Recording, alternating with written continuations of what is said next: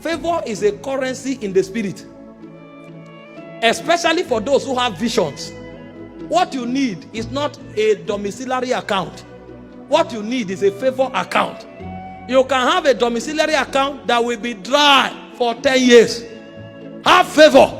What will make or move a man to leave his relatives to help you is not the color of your skin. There are two major things favor will do for you. One, it will make men submit to you. And number two, it will make resources gravitate in your direction. The Bible said God gave favor to the Israelites. That was all he needed to give them before they left Egypt. And he said they spoiled the Egyptians. People came to give them gold. They don't know why. Somebody came to my house today to give a Rolex. She said she will give it next week. But she couldn't sleep. She couldn't rest. That thing, that oil, that perfume made it impossible for her. She will roll. When she couldn't sleep again, she said, I'll give it now. I'll give it now. Where are you? It's like she lost her sleep. And if I tell you how many things have come to me this year only, some people have not received it in 10 years. It's not because I'm a pastor. It's because I have favor. But one of the ways you provoke this element of favor is by fasting. A man who fasts is like aromating himself. When you come out, something will happen to you. Let me read you a scripture so I don't overstretch it. Esther chapter 4 verse 16. Now, in those days in Shushan, the king is so big, he had over 120 provinces. Those were the days when if a king wants to celebrate birthday, the birthday of a king is for 3 months. They will celebrate from one province to another. By the time they go around the whole provinces, birthday would have been 3 months in celebration. And so because of the things the king has to attend to, even if you are his wife, if he doesn't call you into the court and you enter, you will be beheaded. That was the law of the land. And then there was a manipulation to destroy Israel. And somebody needed to see the king before the time of the verdict that was given. And so the only thing you would need in order to break those protocols will be favor. But these people were wise. And this is what the young maiden said. Esther 4 verse 16. He said to Mordecai to tell the Israelites, he said, go gather together all the Jews that are present in Shushan. He said, fast ye for me, neither eat nor drink for 3 days or 3 nights. I also and my maidens will fast likewise. And so will I go into the king, which is not according to the law. And he said, if I perish, I will perish. Because if you violate that law, you will perish. But she was trying to provoke something that will authorize her to break protocols. Now go to chapter 4 verse 1. 5 verse 1 and see what happened. Somebody wants to deliberately break protocols. What kind of audacity is that? You see why when a believer is complaining, the angels are wondering, have you read the Bible? Have you not seen the things that happened before you came? How can you say people hate you? How can you say you are not favored? See, some people think the reason your message is accepted is because it's on every platform.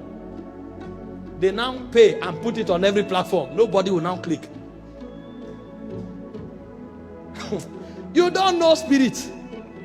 Some people think the reason your message will be heard is because of the intelligent exegesis.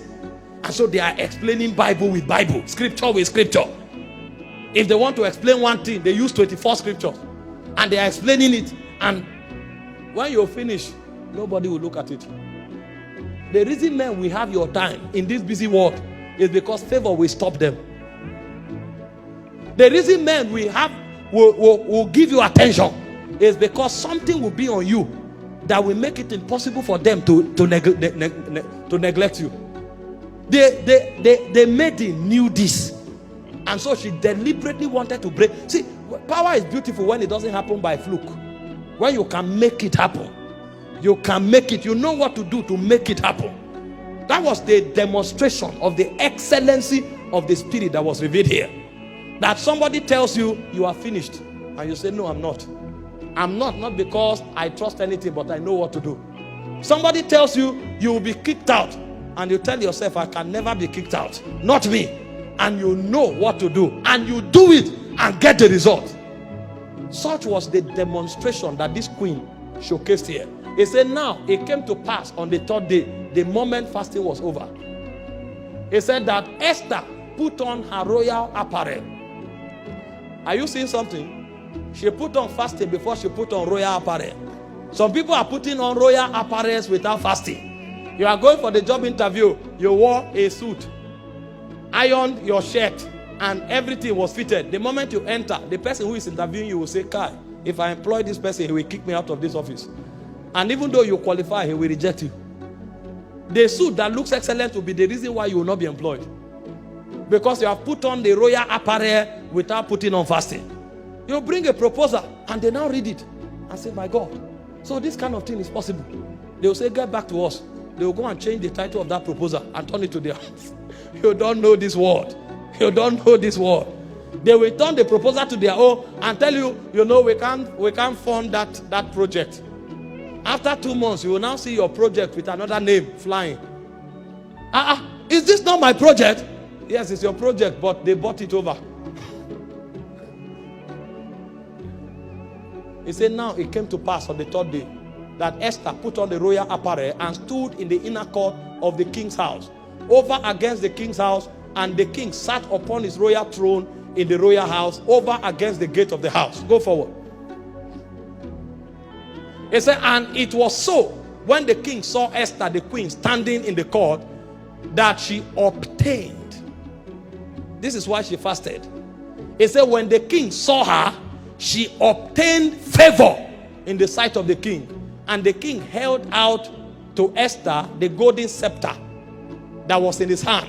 So Esther drew near, and the king touched the top of the scepter on her. Now, this favor is not English. Oh. See the impact. Hear what the king said. It is foolishness to utter such things. But when favor is at work, men actually become foolish. He said, the king said unto her, what will thou, Queen Esther? That is, what do you want me to do for you? And what is thy request? She has not asked. He said, it will be given thee even up to half of my kingdom. A man is not just willing to give you a gift. He wants to divide his kingdom. If you want to be a co-king with me, I will give it to you. What did she do? She fasted. You see why you have spoken the whole English for 2 hours. They say, okay, wait outside, we'll get back to you. And you have been waiting for 7 months. Because you didn't add fasting to your oratory. You only came with lingo. Thank God for Queen's English, but spirits don't hear it. How can a king tell you, I will give you up to half of my kingdom if you ask? What did you come with? I came with favor. How did you generate it? I generated it through fasting. And so when you are fasting, instead of being mindful of time, be mindful of favor. When that fasting begins to affect you, tell yourself, I'm submerged in favor. I'm submerged. Favor is beginning to rise on my inside. And when you step out from that fasting altar, you'll become audacious. Because you know you have done something. And that thing you have done has an implication. That implication is a provoker of favor. You see why believers are defeated. They are not doing the things that are available to them. You now fast in January for 21 days. You exhaust the favor you generated in February. Meanwhile, your warfare began in April. By the time battle starts, favor has finished. Don't your perfume finish? Do you buy one perfume and use it for 10 years? No matter how powerful. And so if you want favor to be constant, you will keep fasting constant. This is what believers don't know. They are just quoting scriptures. It's not every scripture you quote. Somebody will now come and see this and say, because Esther had favor, I have favor. Do you have 3 days dry fast? This thing was provoked. Romans 15:4 said the things that were written aforetime, they were written for our learning, that we through patience and comfort of the scripture might have hope. So next time before you go to see the senator, take a 3 days fast Don't just throw there with your diary. Don't throw there with your proposal. Go there with fasting. That's why we teach like this, to teach you how to dominate life. Next time, before you open your shop and start the business for the year, put 7 days fast, so that when you open that door, even when your billboard is not working, the angels will invite them. Because it's not everybody that will seek you through advert. Some will not know why they came. If you ask them, they'll tell you, I don't know. A brother walked into this place the other time and we said, what happened? He said he doesn't know. He was just walking and he came in. You can't depend on all you are doing to succeed. You need something supernatural added to what you are doing. And so there are some physical activities that have spiritual implications. And so if you want to go ahead in life, instead of doing only the physical activities with physical implication, add physical activities that have spiritual implications. The Bible said when Aaron and Hur held the hand of Moses, Joshua was winning. That's a physical activity with spiritual implication. The same way, fasting is a physical activity with spiritual implication. Too many persons are dry of favor. They have the best of ideas, but there's no favor in their lives. And so the people that should help them are asleep. They gave us the land, 1.5 hectares in Uye, estimated to worth at least 1.8 billion. And then we said, okay, because we can't pack in quick, let's build a 2,000-seater auditorium first, so that we can move in and then we'll start our project. And somebody's thrown to look at the land. This is the land that was given to you. What do you say you want to do? I say, we want to build a 7,000-seater auditorium. But because of our time, we want to do 2,000 first. And he said, okay, I'll get my people, we'll build it in 2 weeks.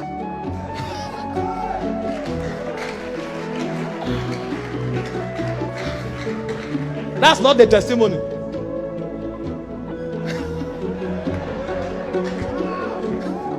When we build it in 2 weeks, you know the cost is more than 200 million.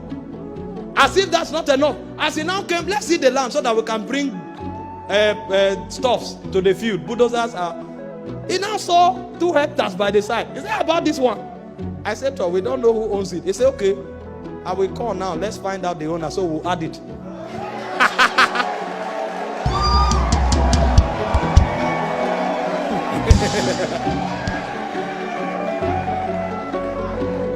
When they say fast, it's not story. So my work is not to carry cement. My work is to fast. And so when I'm fasting, angels are walking. And I told my friend, I said, I don't know what God is telling him, but God should keep talking.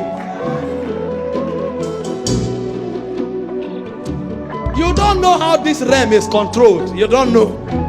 You don't know. You went and sat down and copied a CV from the owner of Microsoft.